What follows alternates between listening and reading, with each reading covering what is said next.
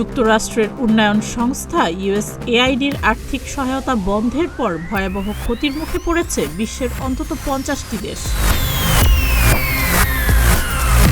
বিশ্ব স্বাস্থ্য সংস্থা WHO জানিয়েছে, যুক্তরাষ্ট্র থেকে বিলিয়ন ডলারের বিদেশি সহায়তা বন্ধ করার কারণে এইচআইভি, পোলিও, এমপক্স এবং বার্ড ফ্লু মোকাবিলায় চলমান নানা কর্মসূচিতে প্রভাব পড়েছে।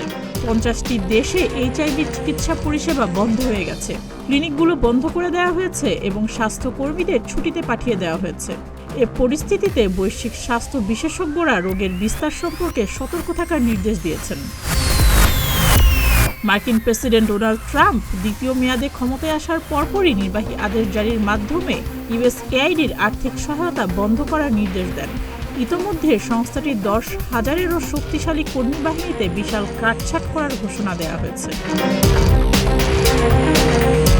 চলমান পরিস্থিতিতে WHO প্রধান doctor Tedros Adhanom Ghebreyesus Trump প্রশাসনকে সাহায্য তহবিল পুনরায় চালু করার অনুরোধ করেছেন। ডক্টর টেড্রোস বলেন, মার্কিন সরকার এমন কিছু পদক্ষেপ নিচ্ছে যা বিশ্ব স্বাস্থ্যের উপর মারাত্মক প্রভাব ফেলছে।